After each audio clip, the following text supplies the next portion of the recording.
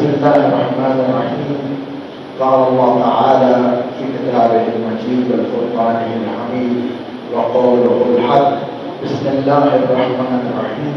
شهر رمضان الذي أنزل فيه القرآن هدى للناس وبينات من الهدى والفرقان. صدق محمد وعلى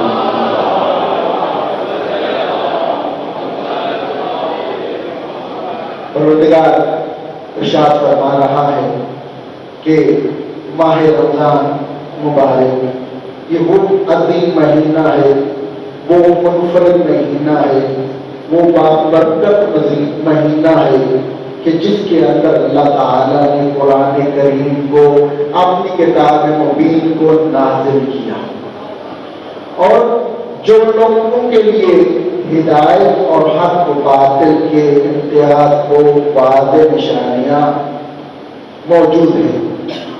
پروردگار نے اس ماہ سیام کو بابرکت بنایا، باعظمت بنایا، بامغفرت بنایا، رحمتوں کا نزول کا مہینہ قرار دیا، گناہوں سے مغفرت کا مہینہ قرار دیا۔ اپنا وہ بندہ جو سرکش تھا، جو گناہگار تھا، اس کو اپنا مہمان ٹھہرایا۔ اور آج ہم اگر اپنی طرف نگاہ کریں تو آج جو ہم سے تھوڑا سا خفا ہوتا ہے، ہم اس کی طرف دیکھنا جواز نہیں کرتے۔ یہ اسی کو زیب دیتا ہے کہ وہ پروردگار ہے جو جس کا صبح سے لے کے رات سونے تک، رات سونے سے لے کے صبح تک گناہوں میں ہی ڈوبا رہتا ہے، اس کی ایک نہیں مانتا، لیکن کبھی اتنا ہے کہتا ہے آج میرے دسترخوان پہ مہمان بن جاؤ، اور پھر کہتا ہے میرے لیے مغفرت کے دروازے کھول دیے ہیں۔ امام جعفر صادق علیہ السلام فرماتے ہیں کہ ماہ رمضان مغفرتوں کا مہینہ ہے۔ اللہ تعالیٰ اس میں اپنے بندوں کو بخشتا ہے، ان کی مغفرت فرماتا ہے، ان کے گناہوں کو معاف فرماتا ہے، اور مولا فرماتے ہیں اگر کسی شخص کے گناہ اس مہینے میں بھی اگر معاف نہیں ہوئے تو پھر کسی دوسرے مہینے میں معاف نہیں۔ تو ہمارے لیے فرصت ہے، ہم غافل ضرور ہیں، لیکن پروردگار نے ہدایت کے لیے بار بار ہمیں جھنجھوڑنے کے لیے ہمارے اوپر فرشتے معین کیے ہوئے ہیں تاکہ ہم بھٹک نہ سکیں۔ ہاں، سرکش بن جائے یہ بات کی بات ہے، لیکن جو تھوڑا سا درد دل رکھتا ہے، جو خدا کی معرفت رکھتا ہے، اللہ تعالیٰ اس کی ہدایت فرمائے۔ اسی طرح ائمہ علیہ السلام سے منقول ہے کہ جہنم کے دروازوں کو بند کر دیا جاتا ہے اور جنت کے دروازوں کو کھول دیا جاتا ہے۔ اب یہ ہم پہ ہے کہ ہم نے بند دروازوں کے کھلوں کا انتظار کرنا ہے، یہ جو دروازے کھلے ہیں وہاں پہ ہم نے تھوڑی عبادت کر کے، تھوڑی قرآن کی تلاوت کر کے، اپنے گردنوں سے اس گناہ کو اتار پھینکنے کے لیے لمبے سجدے کر کے ہم نے جنت میں داخل ہونا ہے، یا انہی بند دروازوں کو کھلنے کے انتظار کرنا ہے کہ ماہ سیام ختم ہو جائے، شیطان جو جکڑا ہوا ہے وہ آزاد ہو جائے، اور پھر ہم اسی رستے پر جس پر ہم بہتے شیطان کے بہکاؤں میں آ کے گمراہ تھے پھر سے گمراہ ہوتے چلے جائیں۔ ہمیں نظر ثانی کرنی ہے اپنے ان امور پہ، اور پھر اللہ تعالیٰ نے قرآن کریم میں ارشاد فرمایا بسم اللہ الرحمن الرحیم انا انزلناہ فی لیلۃ القدر وما ادراک ما لیلۃ القدر لیلۃ القدر خیر من الف شہر تنزل الملائکۃ والروح فیہا بإذن ربہم۔ اللہ تعالیٰ نے اس ماہ سیام میں، اس ماہ مبارک کو جو فضیلت عطا کی ہے، اس کے اندر جو سب سے بڑی فضیلت اس ماہ سیام کو عطا کی ہے وہ یہ کہ اللہ تعالیٰ نے اس کے اندر قرآن کریم کو نازل۔ اب یہاں پہ دو طرح کا نزول ہے جو چیز مسلم ہے کہ کئی سال تک یہ قرآن مسلسل تھوڑا تھوڑا کبھی آیات کبھی سورہ کبھی چند سورہ الفاظ یہ نازل ہوتے چلے آئے. اس کو کہتے نزول تدریجی. کیا یعنی وقت سے مرنے مرنے سے تدریجی طور پہ یہ نازل ہوتا رہا. کتنا عرصہ؟ 23 سال. لیکن اللہ تعالیٰ نے قرآن کے اندر اس آیت کو اس سورت کو نازل کر کے یہ بھی ثابت کر دیا کہ میں نے اس کو شب قدر میں نازل کیا. اب یہاں پہ جو نزول ہے یہ دفعی ہے. یہ ایک ہی دفعہ اللہ تعالیٰ نے رسول خدا صلی اللہ علیہ وآلہ وسلم حضرت محمد مصطفیٰ صلی اللہ علیہ وآلہ وسلم کے قلب مبارک پر نازل کیا. پھر اللہ تعالیٰ نے کہا کہ کیونکہ یہ ماہ صیام اس لیے عظمت کا مہینہ ہے کیونکہ میں نے اس کے اندر قرآن کریم کو نازل کیا, اس لیے باقی مہینے اس کی عظمت کو نہیں پہنچ سکتے. پھر یہ کہا کہ یہ رات جس رات میں نے قرآن نازل کیا ہے تم اس کو بھی درک نہیں کر سکتے. تم کیا کرو لیلۃ القدر کیا ہے؟ یہ 1000 مہینوں کی راتوں سے افضل ہے. کتنا عرصہ بنتا ہے جی؟ تقریباً 83 ایئر 83 سال کا عرصہ. کتنا جی؟ یعنی 1000 رات مہینوں کی راتوں سے افضل ہے یہ رات جس کے اندر اللہ تعالیٰ نے قرآن کریم کو نازل کیا. یہاں پہ ایک بات کرتا چلوں گا کہ جس مہینے میں قرآن اترا وہ باقی مہینوں جیسا مہینہ نہیں, جس رات میں قرآن اترا وہ باقی مہینوں جیسی رات نہیں. افسوس مسلمان کو کہتے ہیں نبی ہم جیسا, جس رات میں اترا ہے قرآن اسے تو کہتا ہے وہ ہم جیسا ہے. عزیزان گرامی, بہت عظمت کی حامل ہے یہ رات. اور پھر یہاں پہ ایک بات یہ کہ اللہ تعالیٰ نے کہا کہ 1000 راتوں سے افضل ہے. کیا کہا؟ افضل ہے. یہ نہیں کہا 1000 مہینوں کی راتوں کے برابر نہیں کہا.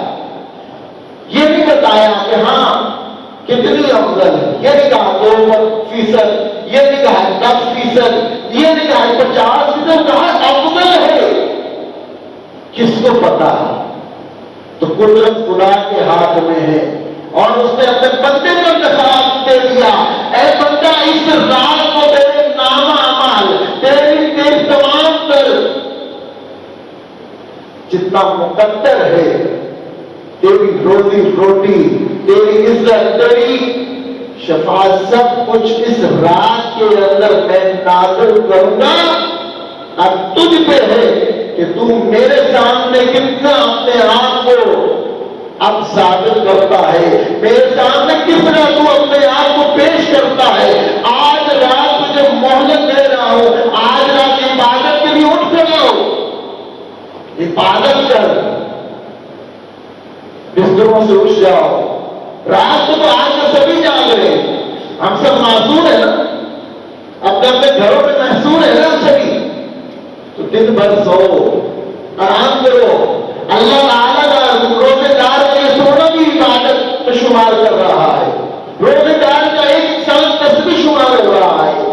دن کو سکون کرو, رات کو جان کی شبداری کرو. آئندہ فرماتے ہیں کہ جو شخص شب قدر کی رات صرف جا کے گزارے گا پروردگار اس کے تمام گناہوں کو معاف کر دیں گے. اگر وہ آسمان کے ستاروں کے برابر کیوں نہ ہوئے, اگر وہ پہاڑوں کی جسامت کے برابر بلند کیوں نہ ہوئے, اگر وہ دریاؤں کے پانی کے قطروں کے برابر کیوں نہ ہوئے, صرف اس رات نیت کے ساتھ جا کے گزار لو, اللہ تعالیٰ تمہیں عظیم اجر دے گا, تمہارے گناہوں کو معاف فرما دے گا. عزیزان گرامی, سب سے پہلی شبہائے قدر میں جب ہم نے تلاش کرنے کی کوشش کی تو احادیث کے اندر ہمیں ثابت نہیں ہوا، لیکن جس کی زیادہ تاکید بیان ہوئی وہ 3 راتیں جن کو بہت زیادہ اہمیت دی گئی، 19 ماہ رمضان، 21 ماہ رمضان اور 23 ماہ رمضان۔ ان کے مشترکہ اعمال بھی ہیں اور مخصوص اعمال بھی ہیں، یقیناً آپ سب ان سے آگاہ ہیں۔ امام جعفر صادق علیہ السلام سے کسی نے پوچھا، اور شب قدر تو ایک رات ہے، پھر یہ 3 راتیں ہمیں کیسے پتہ چلے گا کہ 19 کی ہے، 21 کی ہے، 23 کی ہے؟ تو ہمارے لیے مخصوص کر دے کہ ہم اس رات اللہ کی عبادت کریں تاکہ وہ شب قدر کی رات ٹھہرے اور ہم اس دن اپنے آپ کو آتش جہنم سے آزاد کریں۔ مولا نے یہاں پہ بڑا بہترین جواب دیا کہ اے بندہ خدا، اگر تو 3 راتیں اٹھ کے اس خدا کے حضور جو تجھے سال بھر عطا کرتا ہے عبادت کر لے تو تیرا کیا جاتا ہے؟ عزیزان گرامی، ضرورت ہے کہ ہم ان ایام سے استفادہ کریں، ان قیمتی گھڑیوں کی اہمیت کو جانیں، سمجھیں اور پھر ہم دیکھیں کہ ہم نے اپنی تقدیر کیسے بدلی ہے۔ یہ ہمارے ہاتھوں میں۔ عزیزان گرامی، پروردگار سے دعا کرتے، پروردگار ہم اگر تھوڑے اعمال کریں تو ان کو زیادہ شمار فرما، اور ہماری ان گناہوں والی، یہ ہم روسیا بنتے ہیں، اللہ گناہگار بنتے ہیں، لیکن وہ کریم پروردگار ہے، اسے نا امیدی جو ہے گناہ ہے، اس کی رحمت سے ہم مایوس نہیں ہیں۔ ہمیں پروردگار سے فرو فرما، جہنم سے ہم کو آزاد فرما، آتش جہنم کو ہم پہ حرام قرار دے۔ صلی پڑھی محمد و آلہ۔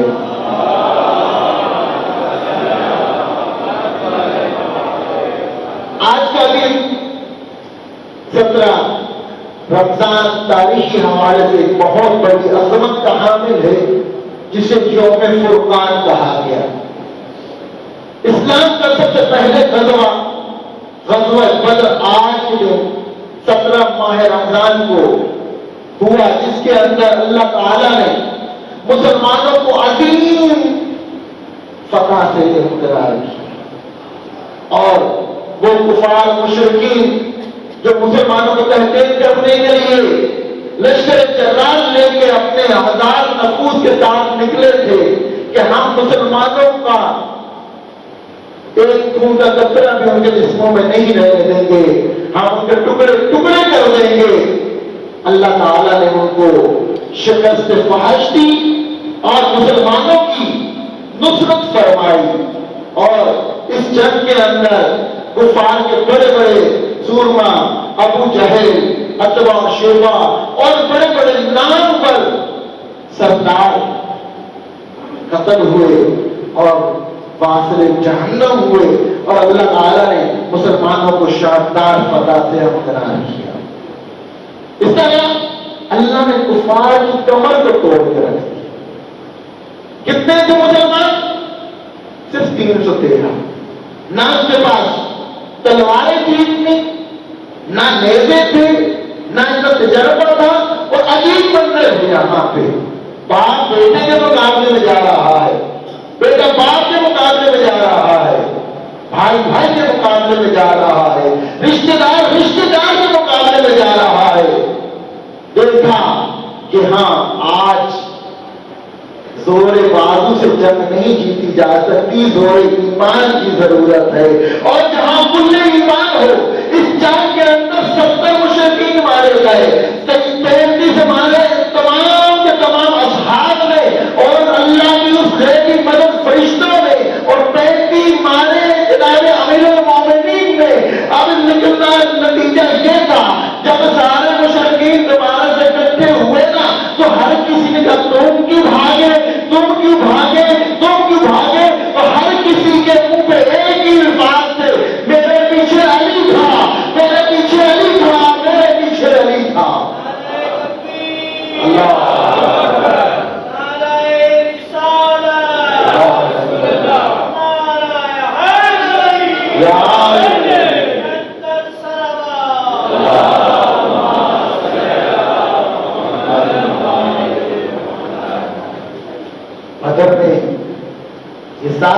گیا کہ امت جب ایمان اور یقین کے ساتھ آگے بڑھتی ہے تو اللہ کی نصرت اس کا مقدر بن جاتا ہے.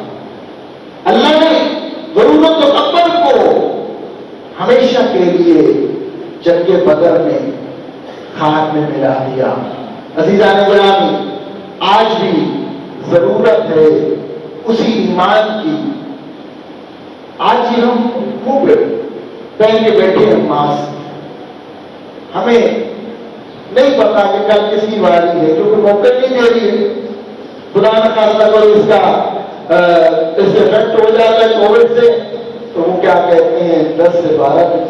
اگر اسے پتہ چل جاتا تو 12 دن نہیں، 12 دن نہیں ملتے. ہم نے اسپتال تبھی جانا ہے جب ہمارے سر پہ آ جاتی ہے.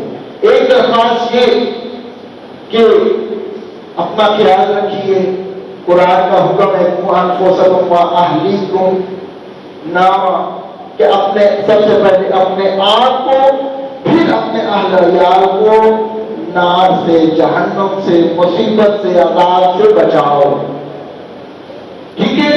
تو جب کہا جا رہا ہے کہ ماسک کا اس کے اندر تھوڑا سا آپ کو سہولت دیتا ہے کہ آپ بچ جائیں تو اس کو ضرور پہنیے. زیادہ سے زیادہ گھر پہ رہیے تاکہ آپ اس سے بچ سکیں، کیونکہ قرآن حکم دے رہا ہے. اور جان بچانا سبھی جانتے ہیں. جو میں کہنا چاہتا ہوں، جان بچانا واجب ہے، باقی سارے کام مباح ہے. کرو تو ٹھیک، گھر بیٹھے رہو، خدا کے ساتھ دو لگا لو. انشاءاللہ خدا ایسی ایسی جگہ سے آپ کو رزق عطا کرے گا، کیونکہ اس نے وعدہ کر رکھا ہے میں تجھے رزق دوں گا. رازق وہ ہے. جب اس نے کہا میں رزق دوں گا تو ایسی ایسی جگہ سے رزق آپ کو ملے گا کہ آپ سوچتے رہ جائیں گے کہ اے پروردگار واقعہ تو کریم ہے، اور تم نے اپنے جو تم نے یہ رفاقیت جو اپنے ہاتھ میں رکھی ہے تم نے اس کو ہم تک پہنچانے میں اپنا حق ادا کیا ہے. آپ سے گزارش ہے محتاط لیجیے اور دوسروں کو بھی اس سے محتاط رکھیے. اس بات پڑھ لیں محمد وآلہ.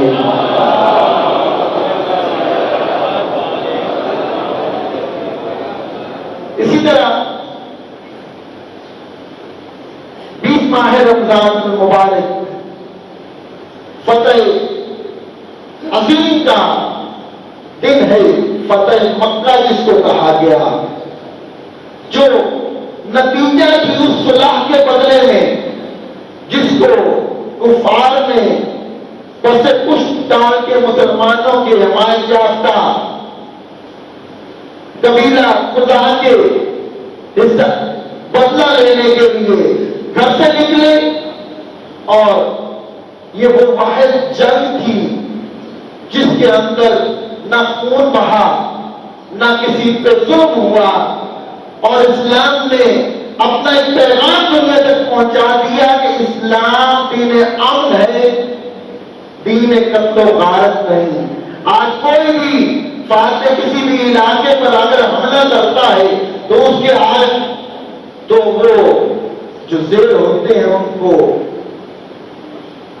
کس حال میں چھوڑتے ہیں؟ یقیناً قتل عام ہوتا ہے، یقیناً تلواریں چلتی ہیں، اور قتل و غارت جو ہے اس کا بازار گرم کر دیا جاتا ہے.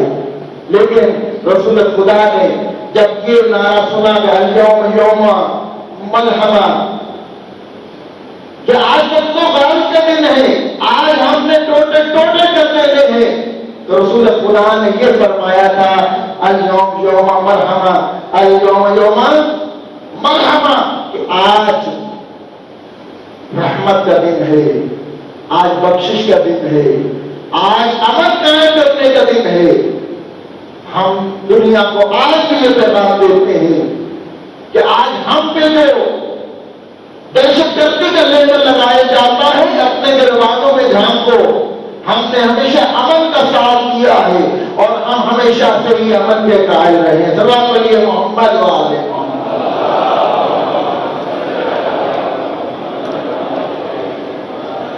يا أرحم الراحمين.